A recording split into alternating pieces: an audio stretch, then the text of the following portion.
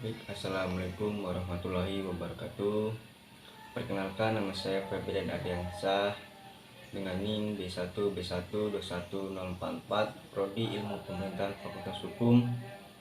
Baik, di sini saya akan memenuhi tugas mata kuliah pemerintahan daerah dengan menjelaskan apa itu otonomi khusus. Baik, pengertian pertama yaitu pengertian otonomi khusus. Otonomi khusus adalah kewenangan khusus yang diberikan kepada daerah tertentu untuk mengatur dan mengurus kepentingan masyarakat setempat menurut praksara sendiri, tetapi sesuai dengan hak dan apresiasi masyarakat di daerah tersebut. Kewenangan ini diberikan agar daerah tertentu dapat menata daerah dan bagian dari daerah tersebut agar lebih baik lagi di bidang tertentu sesuai dengan di aspirasi daerahnya.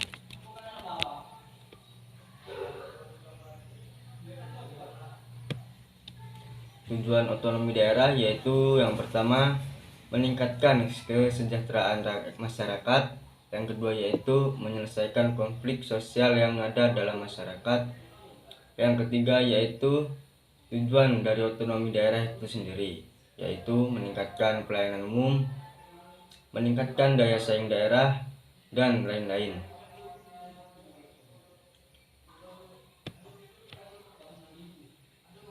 Pada dasarnya yang dimaksud dengan otonomi daerah adalah hak, wewenang, dan kewajiban daerah otonom untuk mengatur dan mengurus sendiri urusan pemerintah dan kepentingan masyarakat setempat dalam sistem negara kesatuan Republik Indonesia. Hal ini diberikan kepada daerah-daerah tersebut dengan tujuan untuk mengembangkan potensi yang dimiliki daerah serta memajukan kesejahteraan masyarakat. Karena dengan adanya sistem ini, maka pemerintahan dianggap lebih dekat dengan masyarakat, sehingga segala bentuk aspirasi masyarakat dapat tersalur dengan mudah. Daerah otonomi khusus. Pembagian daerah otonomi khusus Negara Kesatuan Republik Indonesia dibagi atas daerah-daerah provinsi.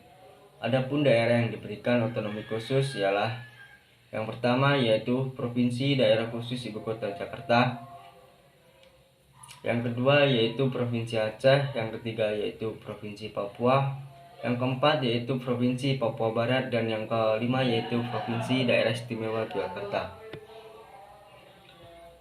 Baik, berikutnya yaitu untuk otonomi khusus daerah Papua. Pengaruh kebijakan otonomi khusus terhadap pendidikan Papua. Otonomi khusus yang diberikan pada Papua sejak tahun 2001 seharusnya memberikan dampak positif bagi perkembangan pendidikan di daerah ini. Salah satu dampak positif dari kebijakan otonomi khusus bagi pendidikan di Papua adalah peningkatan anggaran pendidikan. Sejak diberlakukannya kebijakan ini, pemerintahan pusat telah meningkatkan alokasi dana untuk Papua, termasuk untuk sektor pendidikan. Hal ini seharusnya membantu memperbaiki kondisi pendidikan di daerah ini. Masalah utama yang menjadi penghambat dalam meningkatkan kualitas pendidikan di Papua yaitu 1. Terbatasnya sumber daya manusia yang berkualitas. Yang kedua yaitu sulitnya mencari tenaga kerja yang memenuhi standar kualitas pendidikan yang ditetapkan, terutama di wilayah-wilayah terpencil. Yang ketiga yaitu infrastruktur pendidikan yang masih kurang mencukupi. Yang keempat yaitu minimnya akses terhadap teknologi dan informasi. Yang kelima yaitu sering tingginya angka putus sekolah dan angka buta aksara. Berikutnya yaitu kriteria pemberian otonomi khusus di daerah Indonesia. Pertama yaitu dalam hal historis, yaitu otonomi khusus di Papua didasarkan pada sejarah dari masyarakat Papua. pada saat perjuangan bangsa Indonesia meraih kemerdekaan pada tanggal 17 Agustus tahun 1945. Ya, yang kedua yaitu dalam hal politik. Dalam hal politik ini yaitu upaya negara Kesatuan Republik Indonesia untuk tetap mempertahankan wilayah kesatuan Republik Indonesia. Hal ini dikarenakan konflik berkepanjangan yang terjadi di Papua dan juga dikarenakan adanya gerakan separatis yang tumbuh dan berkembang di Papua. Yang ketiga yaitu dalam hal ekonomi. Dalam hal ekonomi yaitu ketertinggalan daerah Papua dari daerah-daerah lainnya dari segi ekonomi, kesejahteraan, pendidikan, dan kesehatan masyarakatnya, sehingga menyebabkan hak asasi manusia kurang dihargai. Baik, untuk kekhususan daerah otonomi Papua yaitu pengakuan otonomi khusus bagi Provinsi Papua didasarkan pada Undang-Undang Nomor 21 Tahun 2001 tentang otonomi khusus bagi Provinsi Papua. Pemberian otonomi khusus pada Provinsi Papua setidaknya didasarkan kepada dua hal, yaitu satu, karena adanya kesenjangan pembangunan dan pelanggaran hak asasi manusia atau yang disingkat dengan HAM. Selain itu, salah satu kekhususan yang dimiliki oleh Provinsi Papua yaitu Papua dan Papua Barat adalah pada bentuk dan susunan pemerintahannya. Pasal 5 ayat 1 Undang-Undang Nomor 21 Tahun 2001 tentang otonomi khusus bagi Provinsi Papua berbunyi sebagai berikut. Pemerintahan daerah Provinsi Papua terdiri dari DPRD sebagai badan legislatif dan pemerintahan provinsi sebagai badan eksekutif. Lembaga legislatif adalah lembaga pembentuk undang-undang dan produk hukum dari badan legislatif adalah undang-undang atau Acts of Parliament, Parliament Law. Lembaga eksekutif adalah lembaga pelaksana undang-undang. Pengelolaan dana otonomi khusus. Dengan adanya otonomi khusus tersebut, Provinsi Papua memiliki kewenangan yang luas. Kewenangan yang lebih luas tersebut juga disertai tanggung jawab yang lebih besar bagi provinsi dan rakyat Papua untuk menyelenggarakan pemerintahan dan mengatur pemanfaatan kekayaan alam di Provinsi Papua untuk sebesar-besarnya bagi kemakmuran rakyat Papua sebagai bagian dari rakyat Indonesia sesuai dengan peraturan perundang-undangan, pelanggaran HAM, pengabaian hak-hak dasar penduduk asli dan adanya perbedaan pendapat mengenai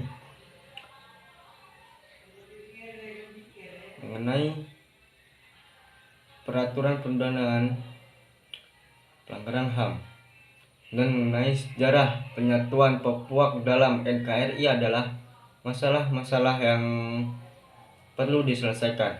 Upaya penyelesaian masalah tersebut selama ini dinilai kurang menyentuh akar masalah dan aspirasi masyarakat Papua, sehingga memicu berbagai bentuk kekecewaan dan ketidakpuasan. Otonomi khusus mulai diberlakukan di Provinsi Papua pada tahun 2002. Masalah yang dihadapi dalam penerapan otonomi khusus di Provinsi Papua. Krisis sosial dan politik yang tak kunjung berakhir di Papua. Meskipun sejak 2001 telah dilaksanakan kebijakan otonomi khusus di Papua, pada hakikatnya bersumber dari masalah ketidakadilan sosial sekaligus ketidakadilan struktural yang terjadi selama ini, yang justru atas nama kebijakan otonomi khusus yang dilaksanakan di provinsi tersebut. Realitas yang ada saat ini, mayoritas masyarakat Papua masih tetap mengalami kesulitan untuk mengakses pendidikan ataupun kesehatan. Tingkat kesejahteraannya masih jauh dari kelayakan, sarana dan prasarana kehidupan sosialnya masih sangat memprihatinkan, terutama di daerah pedalaman Papua. Yang kedua yaitu untuk daerah istimewa Yogyakarta.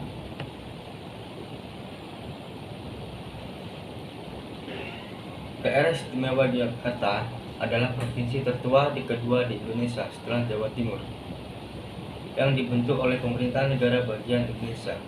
Provinsi ini juga memiliki status istimewa dan otonomi khusus. Status ini merupakan sebuah warisan dari zaman sebelum kemerdekaan.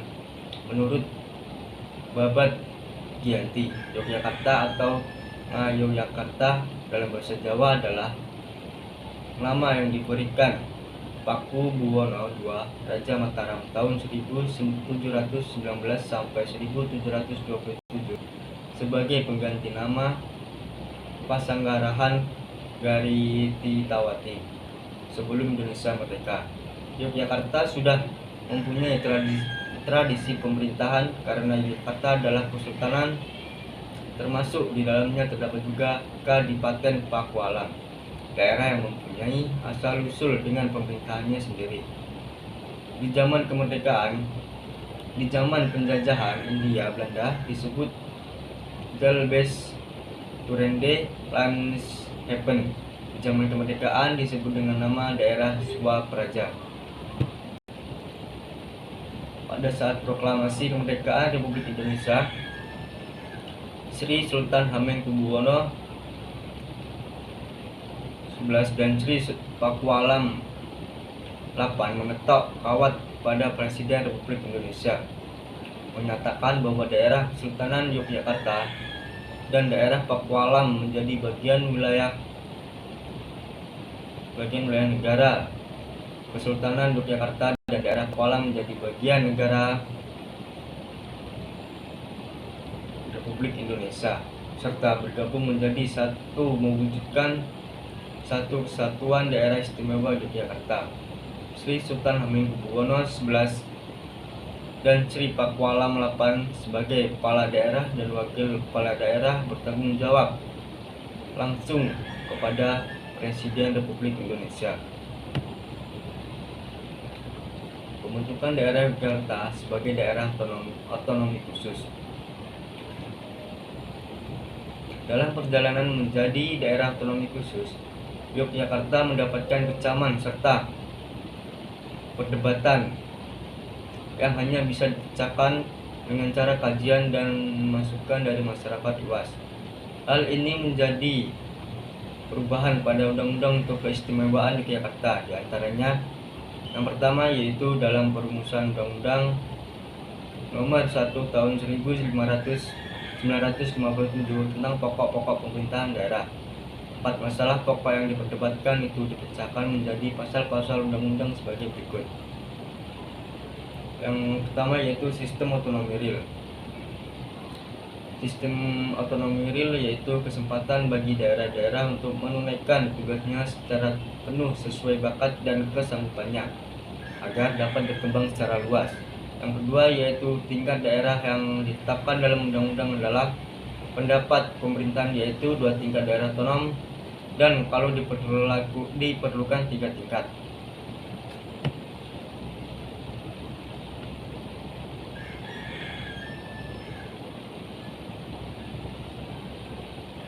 Yaitu kepala daerah harus mendapat kepercayaan dan diserai kekuasaan atas kepercayaan rakyat lain. Undang-undang membebankan pengawasan kepada Menteri Dalam Negeri untuk daerah tingkat 1 dan kepada DPD setingkat lebih atas untuk daerah-daerah lain, yaitu dengan menggunakan atau membatalkan peraturan serta keputusan DPRD atau DPD yang tidak sesuai atau bertentangan dengan peraturan perundang-undangan yang lebih tinggi atau kepentingan umum.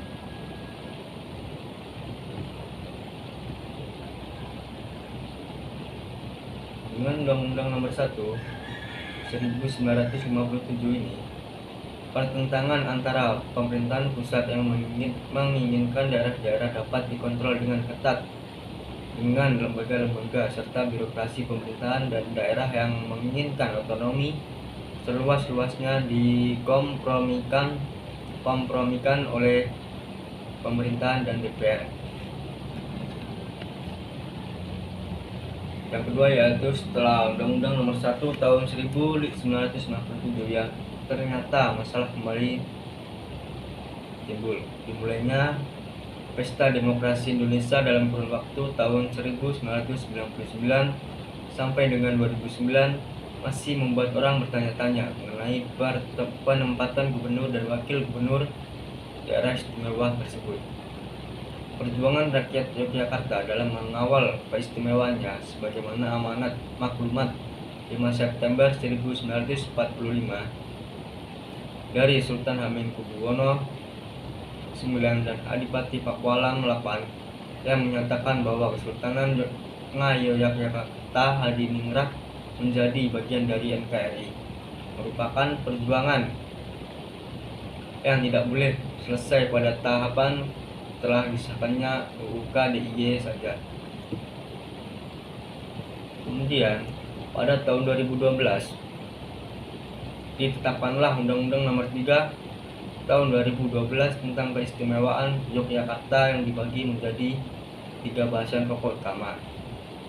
Yang pertama yaitu penetapan gubernur dan wakil gubernur daerah istimewa Yogyakarta.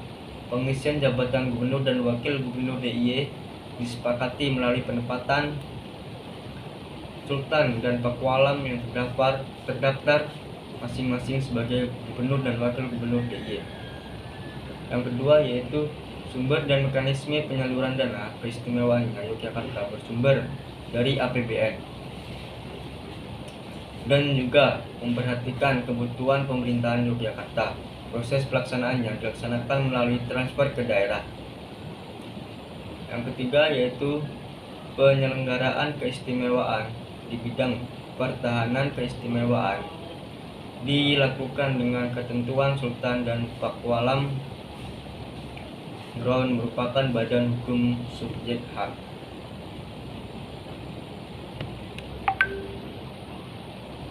Dampak positif dan negatif dari bentuk otonomi daerah khusus di daerah istimewa Yogyakarta. Dampak positif yang dirasakan adalah bahwa dengan otonomi daerah maka pemerintah daerah Yogyakarta akan mendapatkan kesempatan untuk menampilkan identitas lokal yang ada di masyarakat. Berkurangnya wewenang dan kendali pemerintahan pusat mendapatkan respon tinggi dari pemerintah daerah dalam menghadapi masalah yang berada di daerahnya sendiri. Bahkan dana yang diperoleh lebih banyak daripada yang didapatkan melalui jalur birokrasi dari pemerintahan pusat. Dana tersebut memungkinkan pemerintahan lokal mendorong pembangunan daerah serta membangun program promosi kebudayaan dan juga pariwisata yang sudah mengakar dan berbudaya di Yogyakarta. Dengan melakukan otonomi daerah, maka kebijakan pemerintah akan lebih tepat sasaran. Hal tersebut dikarenakan pemerintahan daerah cenderung lebih mengerti keadaan dan situasi daerahnya, serta potensi-potensi yang ada di daerahnya daripada pemerintahan pusat.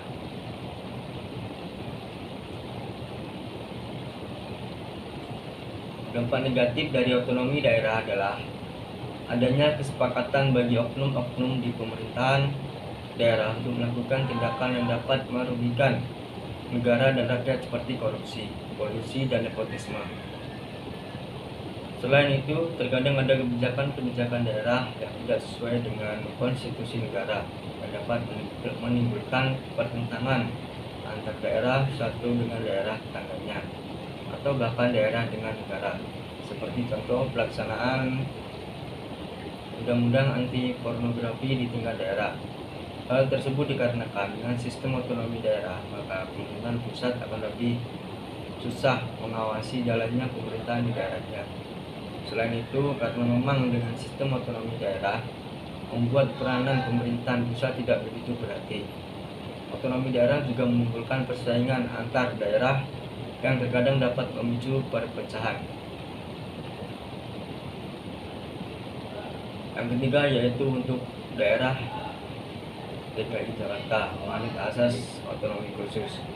Otonomi khusus dilaksanakan berdasarkan asas desentralisasi, dekonsentrasi, dan tugas pembantuan. Ibu kota Jakarta merupakan daerah khusus yang berfungsi sebagai ibu kota negara kesatuan Republik Indonesia dan sekaligus sebagai daerah otonom pada tingkat provinsi yang mempunyai tugas serta kewenangannya yang khusus dan memiliki otonomi khusus dalam bentuk otonomi tunggal kedudukannya otonomi khusus.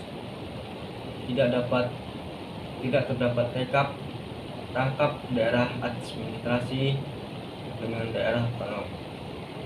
Pengaturannya dilaksanakan dengan Undang-Undang Nomor 29 Tahun 2007 untuk mengatur jalannya pemerintah.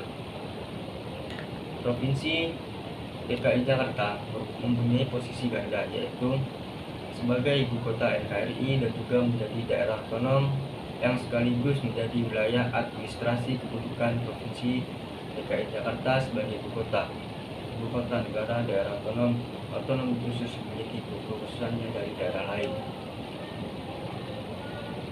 Ya, yang berikutnya yaitu gubernur kedudukan sebagai wakil pemerintah dan kepala daerah. Adanya Dewan Kota dan Dewan Kabupaten DKI Jakarta sebagai ibu kota NKRI memiliki rencana tata ruang wilayah nasional, memiliki Provinsi DKI Jakarta memperoleh alokasi pendanaan dari APBN.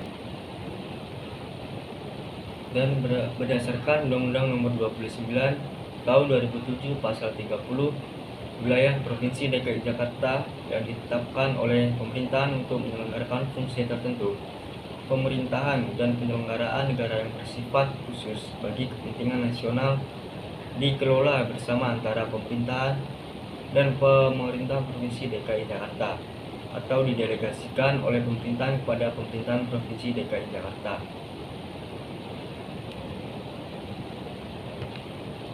Sifat khusus DKI Jakarta. Kedudukan Provinsi DKI Jakarta sebagai ibu kota negara tidak hanya menanggung kepentingan daerah, tapi juga kepentingan negara kesatuan Republik Indonesia, dan Provinsi DKI Jakarta harus dapat mengakomodasikan antara peran lokal, nasional, dan internasional. Oleh karena itu, itulah Provinsi DKI Jakarta mempunyai sifat yang khusus. Kekhususannya antara lain mengenai satu, tugas, hak, dan kewajiban. Yang kedua yaitu tanggung jawab sebagai ibu kota negara. Yang ketiga yaitu tempat kedudukan perwakilan negara sahabat. 4 yaitu keterpaduan rencana umum tata ruang Provinsi DKI Jakarta dengan rencana umum tata ruang daerah sekitar. Yang kelima yaitu kawasan khusus untuk menyelenggarakan fungsi pemerintahan tertentu yang dikelola langsung oleh pemerintah. Yang keenam, Provinsi DKI Jakarta sebagai indoktrinasi dan percontohan bagi seluruh wilayah Indonesia. Dan yang ketujuh, memiliki kewenangan yang dimiliki sebagai daerah otonom serta penyelenggaraannya sejumlah urusan pemerintahan yang dilimpahkan oleh pemerintahan pusat dalam rangka penyelenggaraan asas dekonsentrasi dan asas tugas pembantuan. Yang ke-8 yaitu pemerintahan provinsi juga memiliki kewenangan khusus sebagai ibu kota negara kesatuan Republik Indonesia. Kewenangan pemerintahan Provinsi DKI Jakarta lainnya sebagai ibu kota negara kesatuan Republik Indonesia meliputi penetapan dan pelaksanaan kebijakan. Kewenangan pemerintahan Provinsi daerah DKI Jakarta. Penyelenggaraan pemerintahan Provinsi DKI Jakarta dilaksanakan menurut asas otonomi, asas dekonsentrasi, dan asas tugas pembantuan, dan dipimpin oleh satu orang gubernur dibantu oleh satu orang wakil gubernur yang dipilih secara langsung melalui pemilihan umum kepala daerah dan wakil kepala daerah. Gubernur memiliki tugas dan kewenangan untuk mengatur serta mengawasi peraturan di daerah dan provinsi meliputi kemacetan lalu lintas, banjir, pendidikan, penataan ruang, pemukiman dan perumahan, pengendalian penduduk, ketentraman dan ketertiban umum, kewenangan pemerintahan Provinsi DKI Jakarta. Sebagai daerah otonom mencakup seluruh urusan pemerintahan, terkecuali urusan politik luar negeri, pertahanan, keamanan, justisi, moneter dan fiskal nasional, agama, serta bagian-bagian dari urusan pemerintahan lain yang menjadi wewenang pemerintahan sebagaimana diatur dalam perundang-undangan dan urusan pemerintahan yang diatur dalam undang-undang. Urusan pemerintahan yang dilimpahkan oleh pemerintahan kepada gubernur selaku wakil pemerintahan dilaksanakan dalam rangka penyelenggaraan asas-asas dekonsentralisasi. Urusan pemerintahan yang ditugaskan oleh pemerintahan pada pemerintahan Provinsi DKI Jakarta dilaksanakan dalam rangka penyelenggaraan asas tugas pembantuan.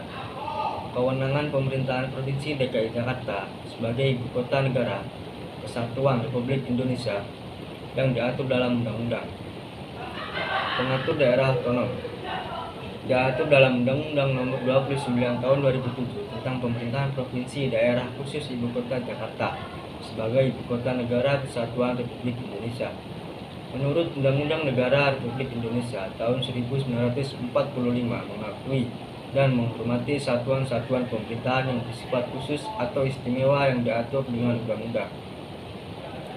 Sebagai satuan pemerintahan yang bersifat khusus dalam kedudukannya sebagai ibu kota negara Kesatuan Republik Indonesia dan sebagai daerah otonom diberikan kekhususan tugas, hak, kewajiban, dan tanggung jawab dalam penyelenggaraan pemerintahan daerah.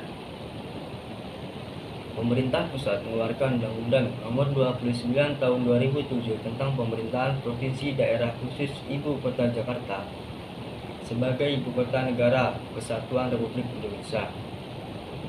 Undang-undang ini mengatur kekhususan Provinsi DKI Jakarta sebagai Ibu Kota Negara, aturan sebagai daerah otonom tingkat provinsi, dan lain sebagainya tetap terkait pada peraturan perundang-undangan tentang pemerintahan daerah.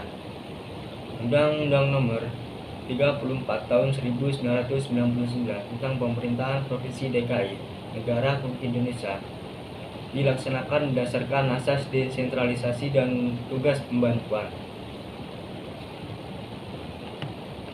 Bentuknya yaitu Pemerintahan Daerah Otonomi Khusus Aceh. Alasan Aceh terpilih menjadi daerah otonomi khusus.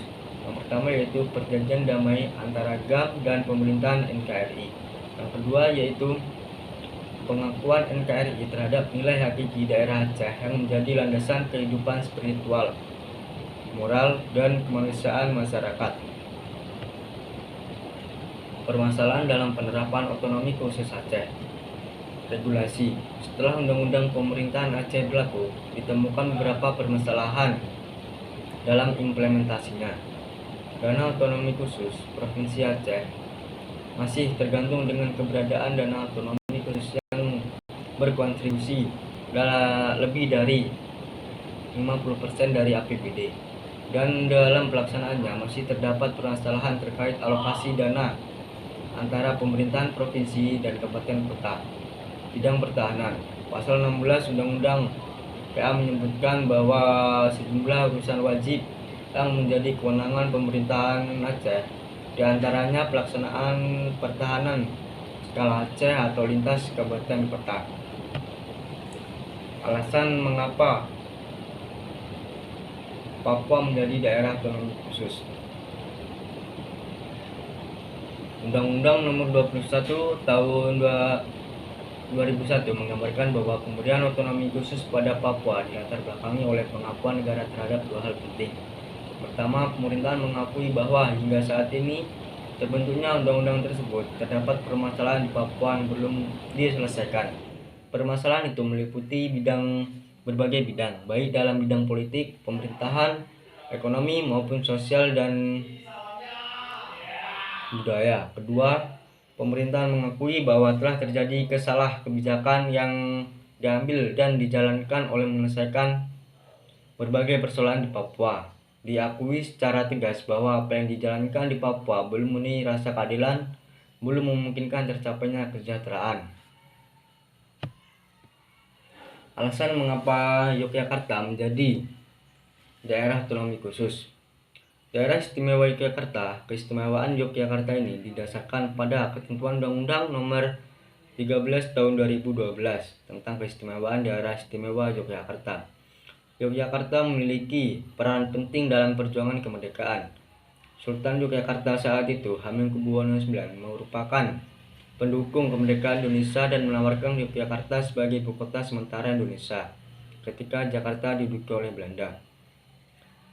Jasa-jasa ini ditambah dengan status khusus Yogyakarta sebagai kesultanan akhirnya membuat wilayah ini dijadikan daerah otonomi khusus dengan Undang-Undang Nomor 3 Tahun 1950 tentang pembentukan Daerah Istimewa Yogyakarta.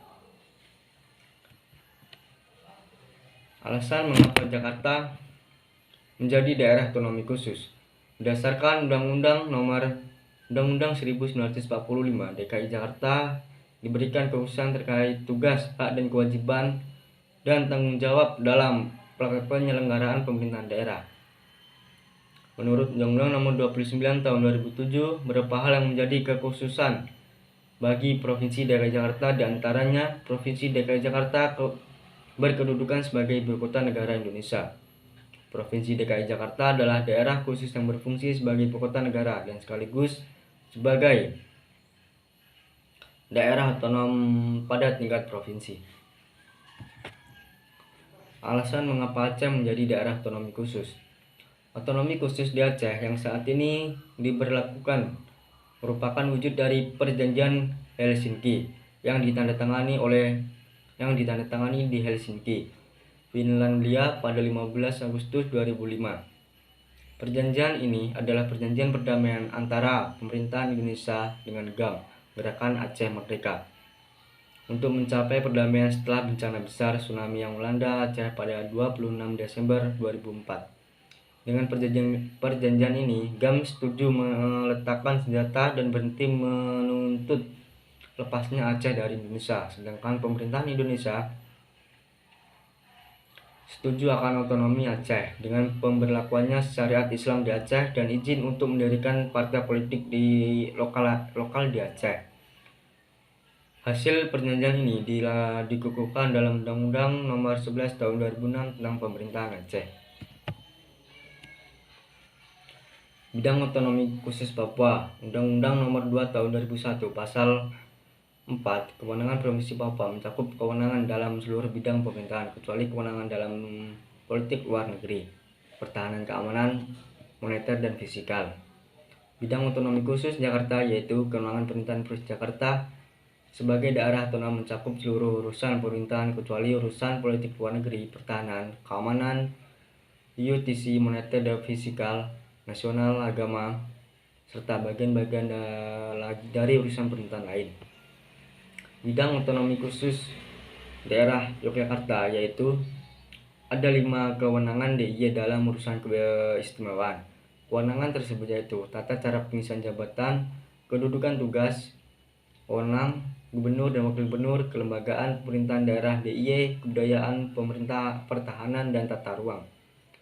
Bidang otonomi khusus Aceh yaitu keistimewaan Provinsi Aceh didasarkan pada sejarah perjuangan kemerdekaan nasional, sedangkan isi keistimewaannya berupa pelaksanakan kehidupan beragama, adat, pendidikan, serta memperhatikan peranan ulama dan dalam penetapan kebijakan daerah. Baik, hanya itulah yang dapat saya sampaikan. Apabila ada kesalahan kata, mohon dimaafkan. Saya akhiri, wabillahi taufiq walhidayah. Wassalamualaikum warahmatullahi wabarakatuh.